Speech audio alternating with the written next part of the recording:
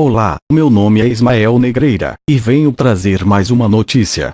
Se inscreva no canal, deixe seu like, para ficar por dentro das melhores notícias do Brasil e do mundo.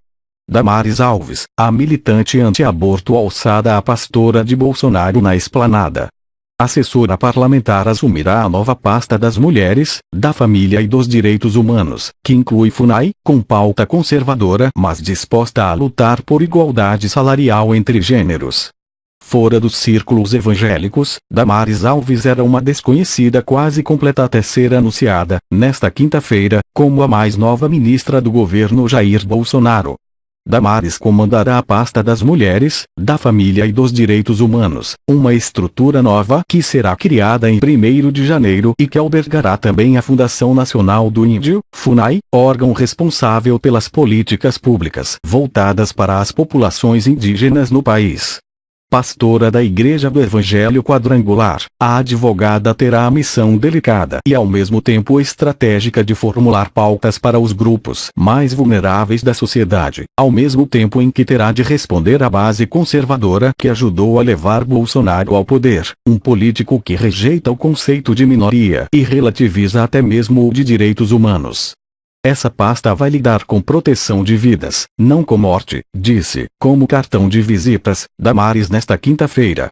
Ela é uma militante contra o aborto e rejeita que o tema seja encarado como uma questão de saúde pública, apesar das milhares de mortes por ano no Brasil decorrentes de interrupções clandestinas de gravidez.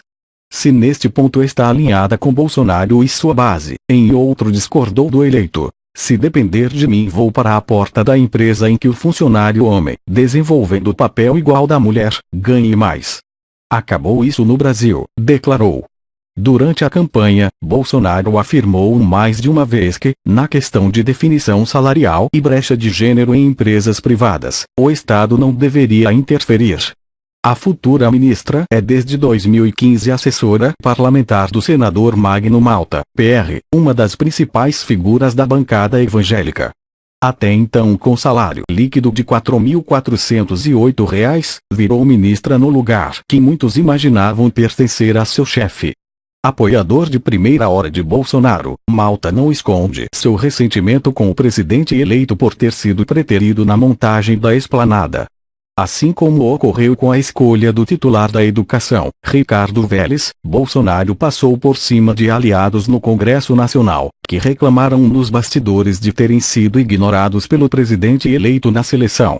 As queixas agora viraram públicas. Se até o momento ficava claro alguma ingratidão com o Magno Malta, agora chegou a ser afronta. Acho que ele, Bolsonaro, erra em convidar e ela, Damares, erra em aceitar. Não foi uma coisa muito bem conduzida, diz o deputado Sóstenes Cavalcante, DEM, aliado de Malta no Congresso. Atuação evangélica. A ligação de Damares com aliados do presidente eleito, no entanto, é anterior ao vínculo com o senador pelo Espírito Santo. Antes, ela trabalhou para o deputado federal Harold de Oliveira, PSD, senador eleito pelo Rio de Janeiro, cujo sucesso nas urnas em outubro se deveu, em grande parte, ao suporte do clã Bolsonaro. Ela foi minha assessora durante uns 4 anos. Saiu em 2014 e nós negociamos com o senador Magno Malta para ela continuar fazendo o mesmo trabalho lá, conta Oliveira. É uma advogada muito atuante, uma educadora, e é pastora. Então os valores e princípios dela são aqueles valores judaico-cristãos, acrescenta. O deputado diz ter convidado Damares para auxiliá-lo após ter acompanhado o seu trabalho como colaboradora da Frente Parlamentar Evangélica. Antes de trabalhar para Oliveira, ela foi chefe de gabinete de outro expoente da bancada neopentecostal na Câmara, o deputado federal João Campos, PRB. O parlamentar, pré-candidato à presidência da Câmara e autor do polêmico projeto da cura gay, diz que a militância de Damares em temas caros aos evangélicos a tornou conhecida no meio religioso. Na medida em que foi se dedicando a esses temas, ela foi ficando conhecida e passou a ser solicitada a fazer palestras nos mais diversos estados do Brasil, relata Campos. Na internet, é possível encontrar vídeos em que Damares afirma que a ideologia de gênero é um grande maltrato contra as crianças do Brasil e que estão desconstruindo a identidade biológica delas. Em sites especializados para o público evangélico, a pastora também é citada com certa frequência, denunciando, por exemplo, o que considera uma guerra contra a família promovida nas escolas brasileiras. Nesta quinta, porém, a futura ministra prometeu fazer um governo de paz entre o movimento conservador, o movimento LGBT e os demais movimentos. Questão indígena. O ponto mais polêmico do novo ministério criado por Bolsonaro é sem dúvidas a transferência da FUNAI para o órgão. A saída da autarquia do guarda-chuva do Ministério da Justiça é fortemente criticada por antropólogos e lideranças indígenas, que temem retrocesso sobretudo na questão de demarcação de terras dos povos originários. O próprio Bolsonaro já declarou que pretende congelar os processos de demarcação existentes. Além do mais, em sua primeira coletiva de imprensa depois de anunciada a ministra, Damares confirmou que o tema não deve ser prioridade.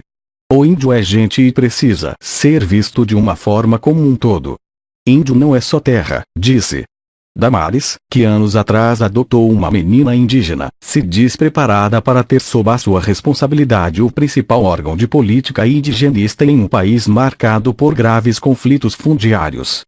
As credenciais que ela apresenta, no entanto, estão longe de convencer antropólogos e movimentos organizados de defesa dos direitos dos índios. A futura ministra afirmou ter iniciado seu trabalho no tema em 1999, quando trabalhou numa comissão parlamentar de inquérito, CPI, que investigou a FUNAI. Assessorando a CPI da FUNAI, descubro que alguns povos no Brasil, por uma questão cultural, ainda matam crianças porque não sabem o que fazer com elas quando nascem com alguma deficiência física ou mental, disse Damares nesta quinta-feira. Quando descobrimos que isso acontecia, que filhos de mães solteiras não podem sobreviver, comecei um diálogo que acabou se prolongando de tal forma que estou há 16 anos cuidando de crianças indígenas no Brasil sempre com diálogo e respeito, acrescentou. Damares tocou num assunto que é questionado por muitos antropólogos no país. Para o professor da Universidade Federal de Pernambuco, UFP, Saulo Feitosa, que foi membro do Conselho Indigenista Missionário, CIMI, a futura ministra descontextualiza casos esporádicos de abandono de crianças indígenas. Há informações de que em alguns povos há abandono de crianças, temos alguns relatos, inclusive lemos através da imprensa geral de que houve situações em que as crianças foram abandonadas. Mas esses relatos são muito esporádicos, rebate Feitosa. Não há em hipótese alguma a possibilidade de se aceitar de que haja um abandono ou descarte de crianças em massa entre povos indígenas. Isso é mentira e nunca vai se aproximar da quantidade de crianças que são abandonadas no mundo urbano, conclui.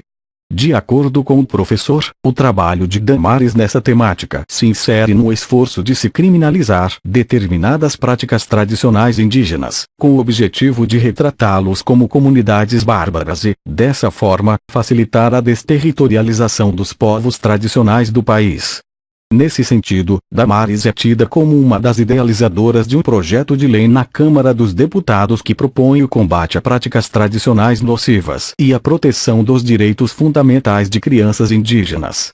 Justamente pelo seu histórico de atuação, a nova ministra representa uma guinada sem precedentes na política indigenista do Brasil, o que deve sofrer forte resistência de setores da sociedade civil.